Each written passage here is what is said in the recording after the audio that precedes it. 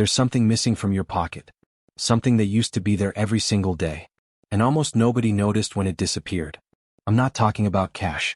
I'm not talking about buying power. I'm talking about silver. Not silver jewelry. Not bullion bars locked in vaults. I mean the silver that used to sit inside ordinary money, the kind people spent without thinking. For most of modern history, money wasn't just a promise. It was metal. Real weight. Real limits. A quarter wasn't worth 25 cents because the government said so. It was worth 25 cents because it contained something valuable. And then quietly that changed. In the mid-20th century, silver vanished from everyday coins.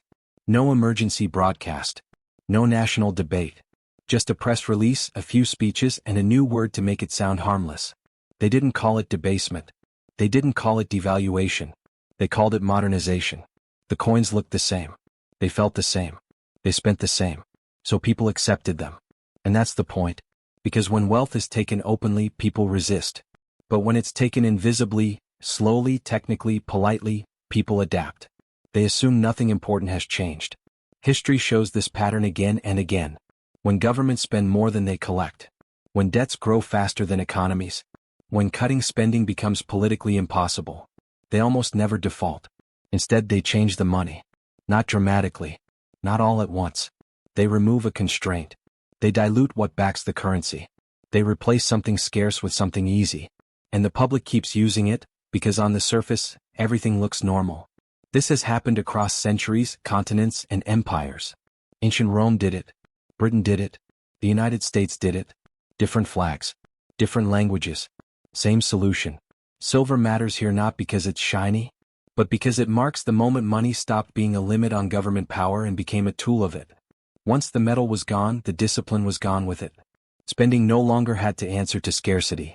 And the consequences didn't show up immediately, which made them far more dangerous. Inflation didn't arrive overnight. Savings didn't vanish in a week. It happened gradually, quietly, and then all at once, when it was already too late to react. Today, most people think this story is finished. Coins don't matter anymore. Everything is digital. Nobody cares what money is made of. But that assumption is exactly why this story matters now. Because the method didn't disappear. It evolved. The metal is gone. The lesson remains. And in the next part, we'll look at the pattern itself. The repeating sequence that appears every time governments run out of options. And why history suggests we're much closer to the end of that sequence than most people realize. Every monetary collapse begins the same way.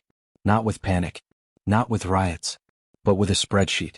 At some point, every large government runs into a problem that can't be solved with speeches or slogans. The numbers stop working. Spending grows faster than revenue. Debt compounds faster than growth. Promises made decades earlier finally come due. At that moment, governments face a choice, and it looks like a real choice on paper. Option 1. Cut spending. Reduce military budgets. Trim social programs. Shrink bureaucracies. Admit that past promises were unrealistic. That option almost never happens. Not because it's economically impossible, but because it's politically suicidal. So there's option 2. Change the money. Not openly. Not aggressively. But subtly. Technically. Gradually. This is where the historical pattern becomes clear. First, deficits become permanent. What was once emergency spending turns into the baseline. Wars end but budgets don't shrink. Crises pass but programs remain. Second, debt grows large enough that it can't realistically be paid back in real terms. Not with honest money. Not without collapsing the system that depends on it. Third, leaders realize something uncomfortable but useful.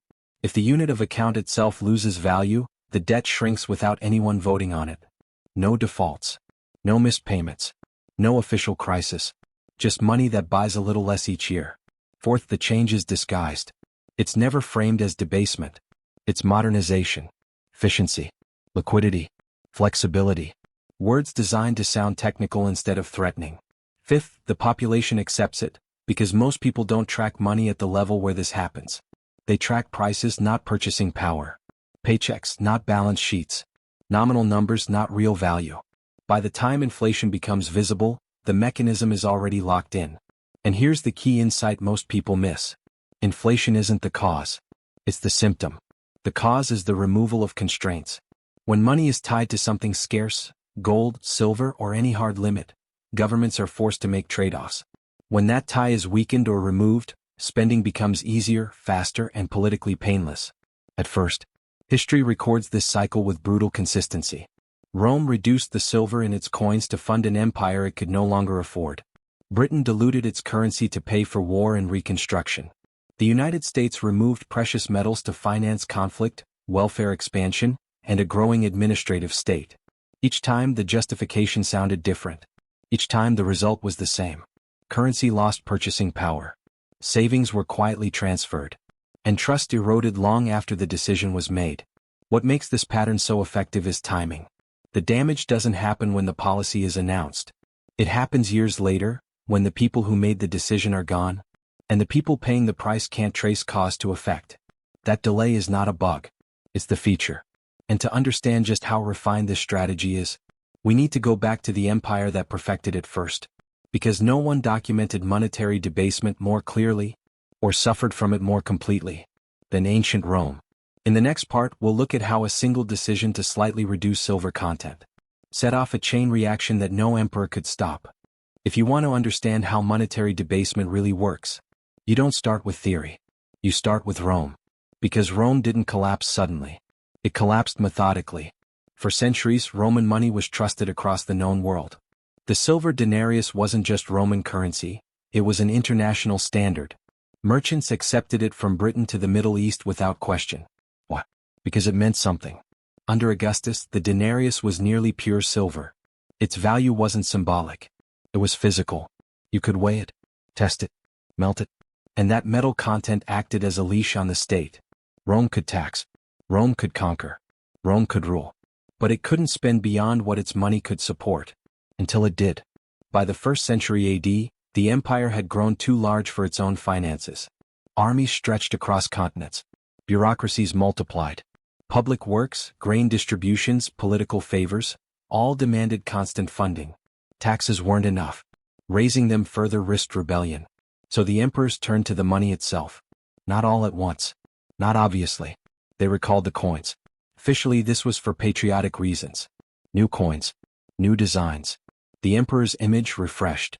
But when the new coins entered circulation, something had changed. They looked identical. They weighed the same. They spent the same. But inside, less silver. Copper was mixed in to make up the difference. This was debasement, and it worked beautifully at first. From the same amount of silver, the state could mint more coins. Soldiers got paid. Projects continued. No one protested because nothing seemed different. But merchants notice weight before citizens do. Prices began to creep up. Goods cost more denarii, even though nothing else had changed. That's when the cycle locked in. Once one emperor debased the currency, the next inherited the precedent. And each crisis justified a little more dilution. By the 2nd century, the denarius had lost nearly half its silver. By the 3rd, it was mostly copper with a thin silver wash, a visual illusion of value. Rome still called it money. People still used it. But it no longer functioned as a store of value. Savings evaporated. Wages lagged. Trust dissolved. The state responded the only way it could. Price controls. In 301 AD, the government issued the Edict on Maximum Prices. Over 1,000 goods and services had legally fixed prices. Violators were punished severely, even executed. It didn't work. You can't legislate value back into money once it's been removed. Markets collapsed. Trade went underground. Barter replaced currency in many regions. And here's the crucial part. Most Romans never realized what had happened. There was no announcement that said, "Your money is being diluted to pay for obligations the state can't afford." The coins still clinked. The numbers still added up. But with every transaction, wealth flowed away from the population and toward the state. Not through force. Through design. Rome didn't fall because people lost faith overnight. It fell because money stopped telling the truth. And that lesson didn't disappear with the empire. It was studied, refined, reused. In the next part, we'll jump forward, not to ancient history, but to modern nations that believe themselves immune to Rome's mistakes. They weren't. After Rome, you might expect the lesson to stick. Empires fall. Currencies collapse. History leaves warnings. But history doesn't prevent repetition. It just improves technique. Fast forward to Britain in the early 20th century. The empire had just survived the most expensive war in its history. World War I didn't just consume lives. It consumed capital. Debt exploded. Reserves thinned. And the old monetary system strained under the weight. For centuries, British subsidiary coins, shillings, florins, smaller denominations, were made of sterling silver. Over 90% pure. That consistency built trust not just domestically, but across global trade. Then came the problem. Too much spending. Too much debt. Too little silver. So the government acted. In 1920, they reduced the silver content of coins by nearly half. Overnight. The language was careful. This was a temporary wartime measure. A technical adjustment. A necessary response to extraordinary circumstances. It was never reversed. Once the precedent existed, it became policy. By the mid-20th century, silver disappeared entirely from British circulation. Coins still looked respectable. Still clinked in pockets. Still carried the authority of the crown. But the anchor was gone.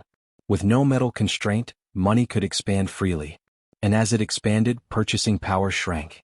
The pound didn't collapse in a single dramatic moment. It eroded, slowly enough that most people blamed everything except the currency. Now crossed the Atlantic.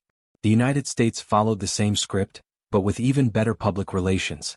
From the founding of the Republic until the 1960s, American money was remarkably stable. Dimes, quarters, half dollars, all contained real silver. A quarter minted in the 18th century held the same metal as one minted in the 20th. That's rare in monetary history. But by the 1960s, the pressure was familiar. A major foreign war. Expanding social programs. A growing federal state. Spending outpacing revenue. Silver prices were rising due to industrial demand. The metal inside the coins was becoming too valuable. This created a dilemma.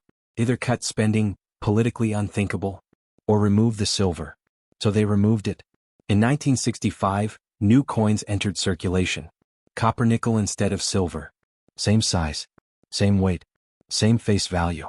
The messaging was flawless. Officials promised nothing would change. They said the metal didn't matter.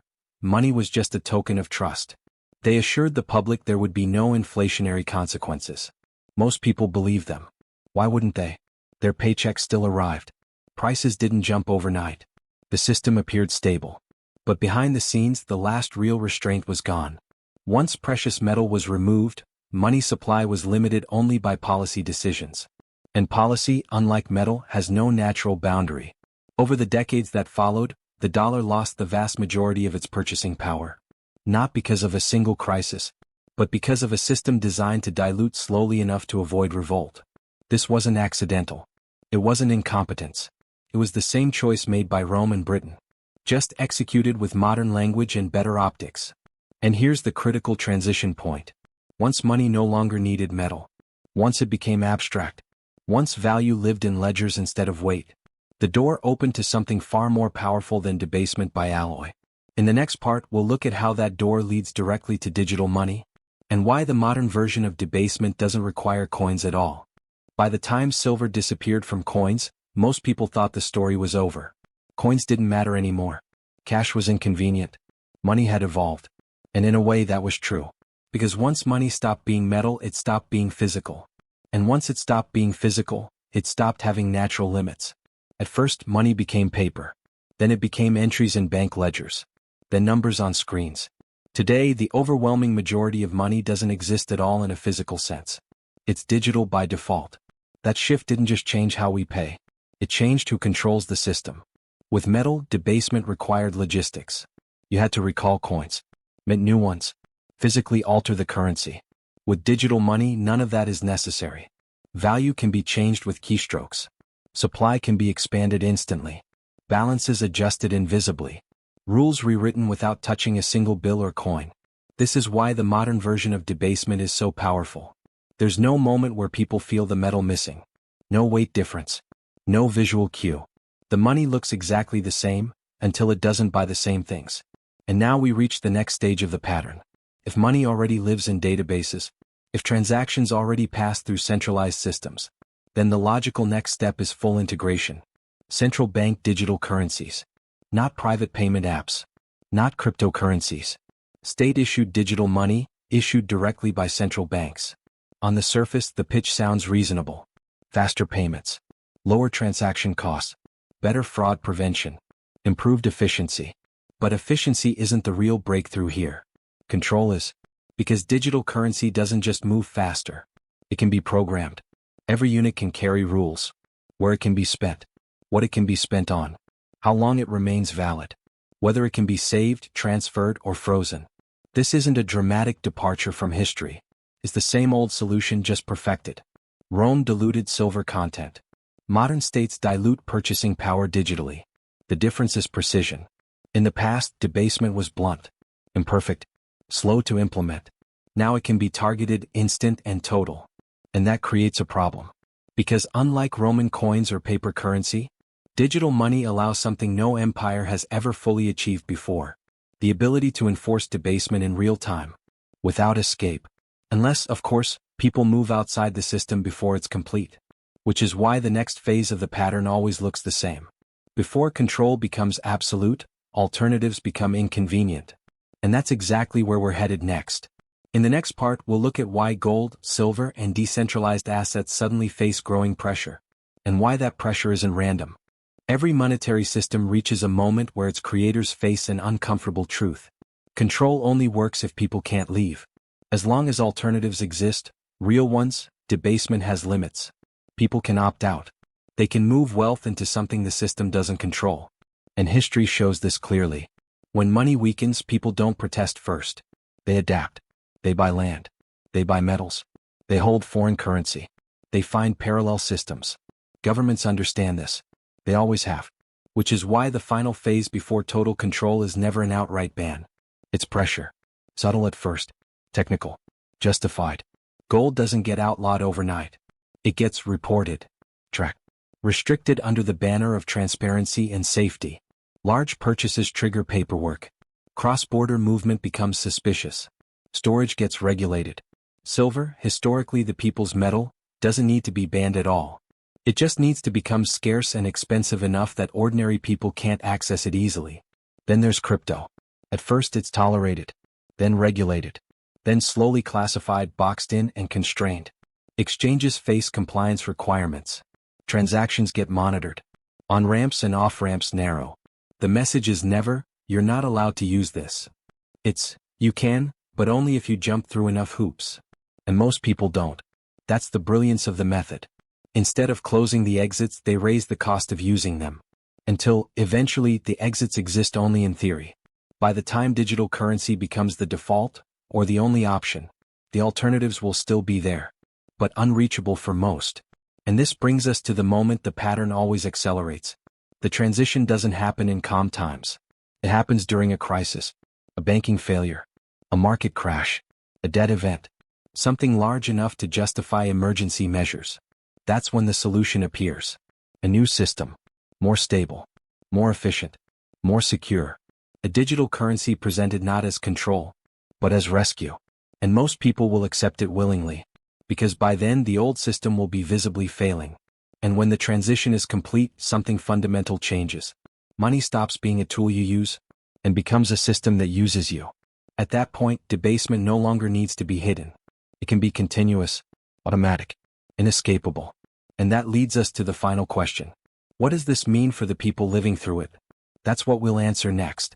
And it's where history offers its clearest warning. By the time most people realize something is wrong, the transfer has already happened. Not announced. Not debated.